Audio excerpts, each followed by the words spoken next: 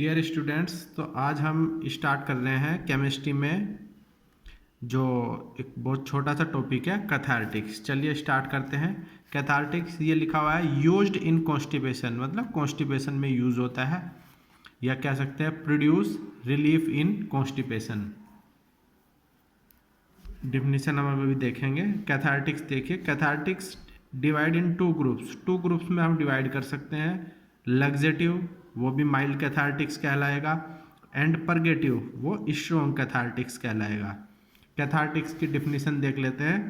Cathartics are the drugs which cause evacuation of faeces, मतलब जो faeces को बाहर निकालता है, and produce relief in constipation, और कॉन्स्टिपेशन में रिलीफ प्रोड्यूस करता है, फायदा पहुंचाता है। तो ये इसकी डिफिनीशन हो गई। नेक्स्ट देखिए यूजेज।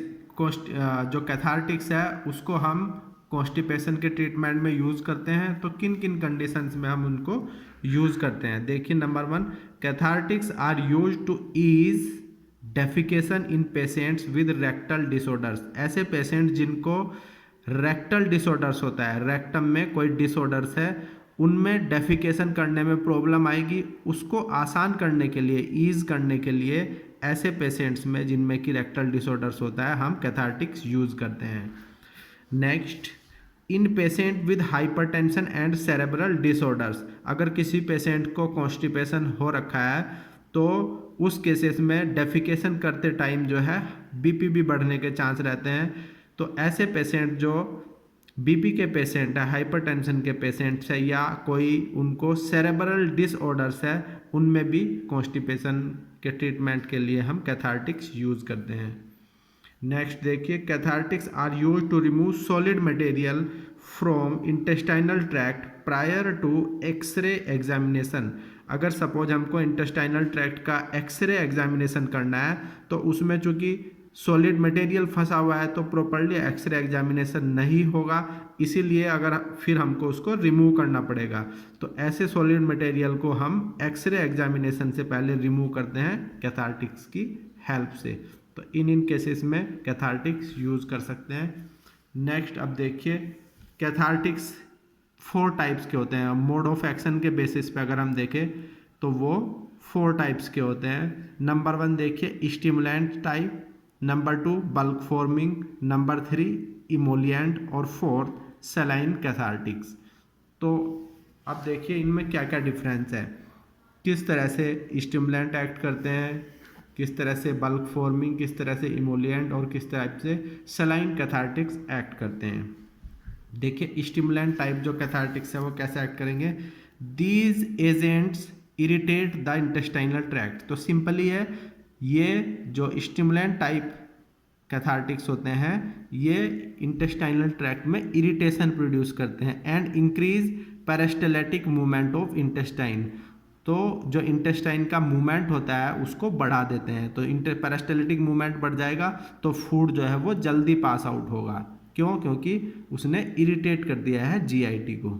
ठीक है, तो इस तरह से जो स्टिमुलेंट टाइप पर कैथार्टिक्स होते हैं वो इरिटेशन के द्वारा एक्ट करते हैं। इसका एग्जाम्पल है अलोएन। अलोएन जो कि अलोए का केमिकल कंस्टिट्यूएंट्स है, फिनोफ्थलीन, सेना रुबार। एलोए, सेना, रुबार ये आपकी फार्माकोग्नोसी की ड्रग है। ये जो ड्रग्स हैं ये स्टिमुलेंट टाइप्स कैथार्टिक्स के एग्जाम्पल है जो कि इरिटेशन के द्वारा कॉन्स्टिपेशन में रिलीफ प्रोड्यूस करते हैं। सेकंड देखिए bulk forming. Bulk forming, these are made up of cellulose और नॉन डाइजेस्टिबल पॉलीसैकेराइड्स। तो ये जो सब्सटेंस होते हैं ये नॉन डाइजेस्टेबल पॉलीसैकेराइड्स के बने होते हैं। तो जब हम इनको ओरल रूट से लेंगे, दे स्वेल्स विद वाटर। तो ये जीआईटी में जाके फूल जाएंगे, स्वेल कर जाएंगे, और जब स्वेल कर जाएंगे मतलब वाटर इनके अंदर इंसर्ट हो जाएगा तो क्या होगा, इंक्रीज बल्क। तो ये वजन बढ़ा देंगे, बल्क बढ़ा देंगे, 10 इंक्रीज पेरिस्टाल्सिस। ठीक है, तो इस तरह से जो है बल्क बढ़ जाएगा जिससे कि पेरिस्टाल्टिक मूवमेंट जो है बढ़ जाएगा और फूड जो है जल्दी पास आउट हो जाएगा। अब इसका एग्जाम्पल है इसबगोल। इसबगोल सभी जानते हैं, इसबगोल की भूसी यूज करते हैं। Methyl cellulose, carboxy methyl cellulose, agar. तो ये बल्क फॉर्मिंग कैथार्टिक्स के एग्जाम्पल है। नेक्स्ट देखिए emollient they act by lubricating the compact faecal matter to go out. ठीक है, तो इस तरह के जो सबस्टेंस है, तो जो फीसस या फीकल मैटर जो फंसा हुआ है जीआईटी में, उसको लुब्रिकेट करते हैं, मतलब स्मूथ लेयर, ऑयलिंग क्या लीजिए, उसकी चारों तरफ ऑयल एक लेयर बना देंगे जिससे कि वो लुब्रिकेट हो जाएगा और बाहर निकल के आ जाएगा, है ना। या फिर दूसरा इसका ये एक स्टूल सॉफ्टनर की तरह भी काम करते हैं, मतलब जो स्टूल सॉलिड है उसको ये सॉफ्ट बना देंगे, और सॉफ्ट बना देंगे तो वो स्लिप होके आसानी से बाहर निकल आएगा। इसका एग्जाम्पल देखिए, liquid paraffin, dioctyl sodium sulfosuccinate, ये दो इसके एग्जाम्पल है। नेक्स्ट है saline cathartics. These agents increase the osmotic load in GIT by increasing the volume of water by osmosis। तो ये जो एजेंट्स है ये ऑस्मोटिक लोड बढ़ाते हैं, कैसे, ये वाटर का वॉल्यूम जो है बढ़ा देंगे जीआईटी में, जिससे कि ऑस्मोटिक लोड बढ़ जाएगा। दीज आर, ये होते क्या है chemically, these are the salts of poorly absorbable cations and anions. तो ये जो कैटाइन आयनाइंस हैं उनके साल्ट्स होते हैं। They relieve constipation by secreting additional fluid into GIT. तो ये जीआईटी में वाटर को ऑस्मोसिस प्रोसेस के द्वारा इंसर्ट कर देंगे, जिससे कि जो कॉन्स्टिपेशन है उसमें रिलीफ प्रोड्यूस होगा।